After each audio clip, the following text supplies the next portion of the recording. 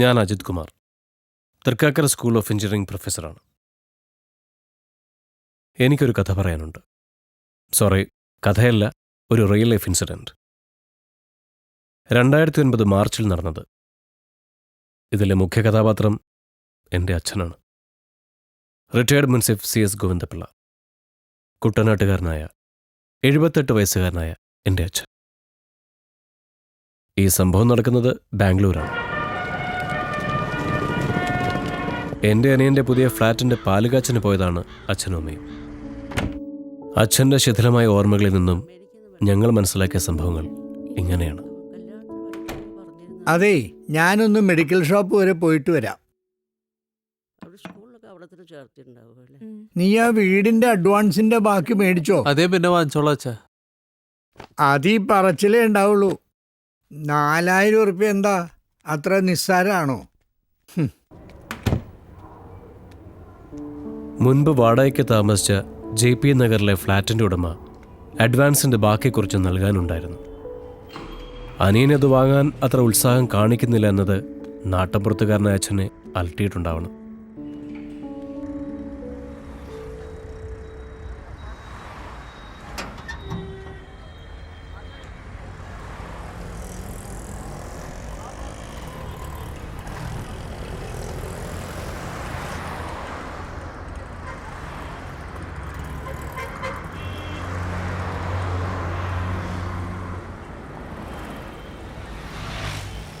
മരുന്ന് വാങ്ങിക്കഴിഞ്ഞ് അഡ്വാൻസിൻ്റെ ബാക്കി വാങ്ങി വരാമെന്ന് അച്ഛൻ തീരുമാനിച്ചു. മറ്റു പല പഴയ തലമുറയിലെ ആളുകളെയും പോലെ അച്ഛനും മൊബൈൽ ഫോൺ ഉപയോഗിച്ചിരുന്നില്ല. ഈ നഗരം ഒരു മഹാസാഗരമാണെന്ന് അച്ഛനപ്പോൾ ഓർത്തു ആവും.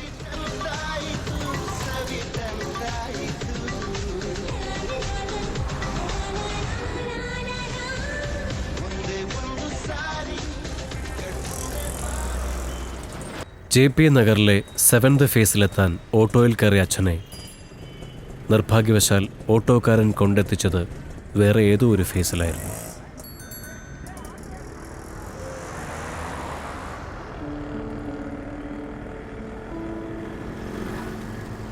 അച്ഛന് വഴി തെറ്റുകയായിരുന്നു.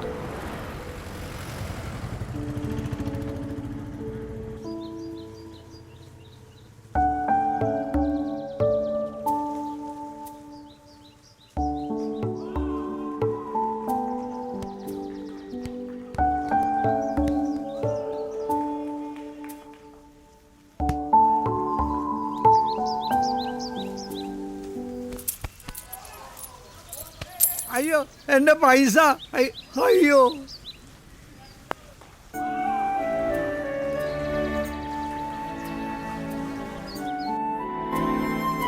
അച്ഛൻ പോയിട്ട് വന്നില്ലേ?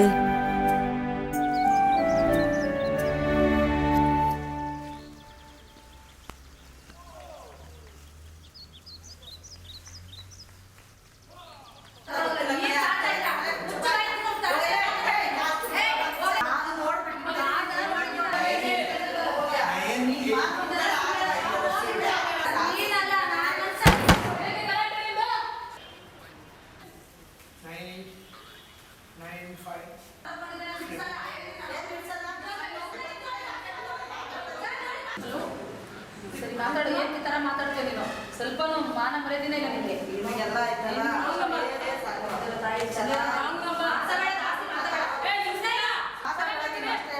ಬರ್ಬೇಕಾ? ಸರಿ ತೆಗಿತೀರಾ? ಇವಾಗ ಹೋಗಿ ಎದ್ದೋಗಿ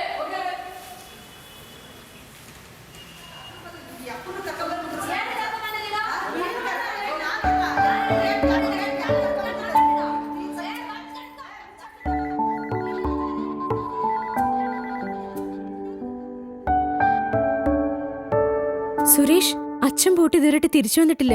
സുരേഷ് ഒന്ന് പെട്ടെന്ന് വരണേ.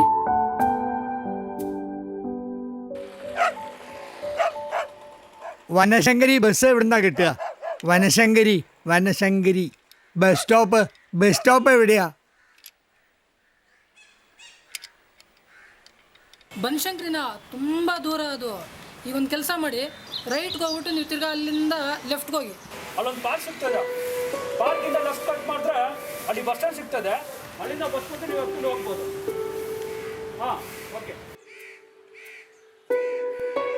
അതല്ല അമ്മ പ്രശ്നം.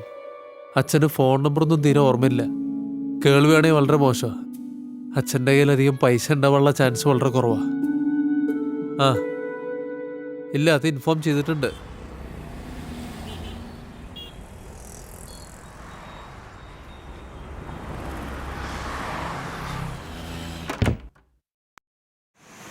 Mister Suresh. Yes sir, please.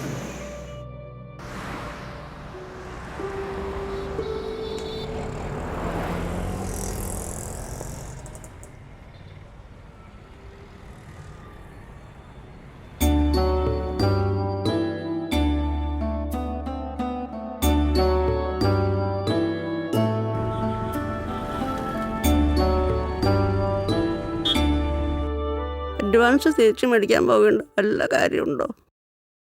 Suresh വാങ്ങിക്കൊള്ളുമല്ലോ. തലപിടി പോലെയാണോ ഈ സ്ഥലം? ഈശ്വര, റോഡ് ക്രോസ് ചെയ്യുമ്പോൾ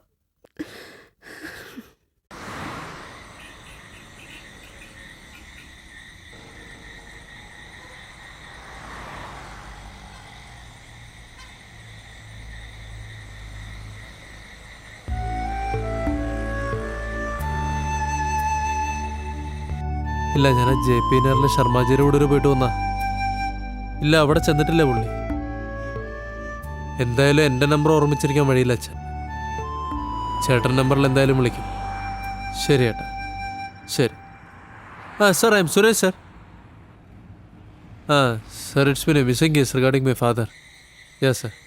sir, his name is Govindan Pillai. Sir, he was wearing a grey shirt and black pants.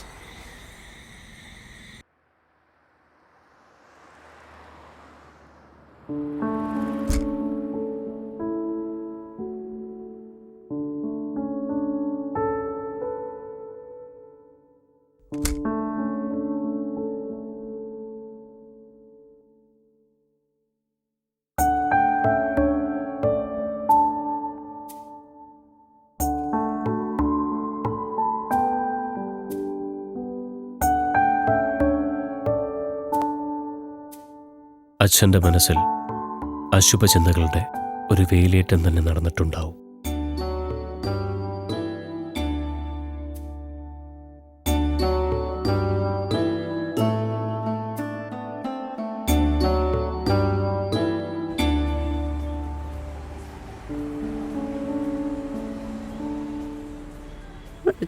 മരിച്ചുപോയതേ ഉള്ളൂ. കാണാണ്ട് പോയതാണ് സഹിക്കാൻ പറ്റാത്തത്.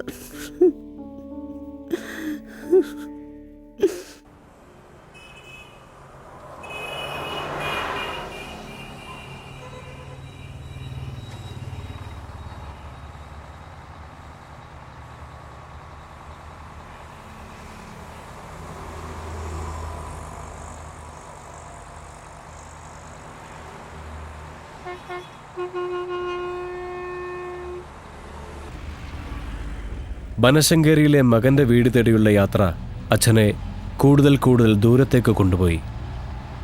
അറിയാതെ അച്ഛൻ നഗരത്തിൽ നിന്ന് അകലുകയായിരുന്നു.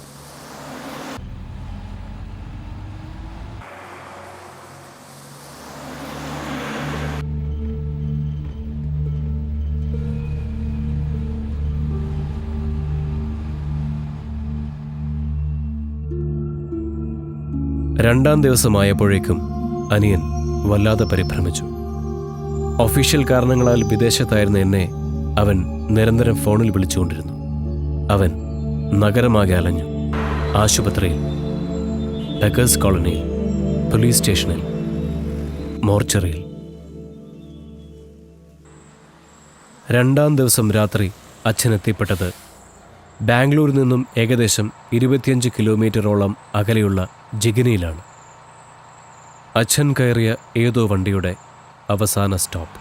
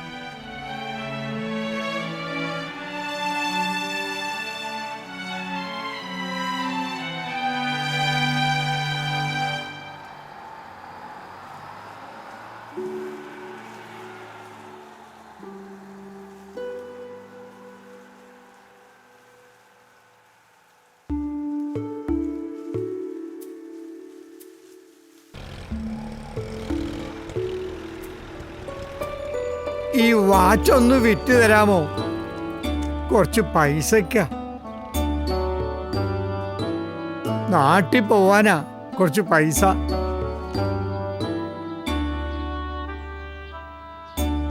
ഗോവിന്ദപിള്ളയാണോ? ഏ? CS ഗോവിന്ദപിള്ള. ആ അതെ അതെ.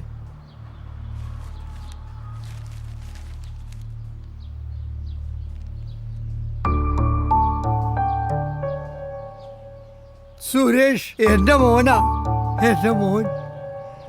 ഒരു പത്രക്കുറിപ്പിലൂടെ നഗരത്തിൽ എന്നേക്കുമായി നഷ്ടപ്പെട്ടു പോകുമായിരുന്ന അച്ഛനെ ഞങ്ങൾക്ക് തിരിച്ചു കിട്ടി.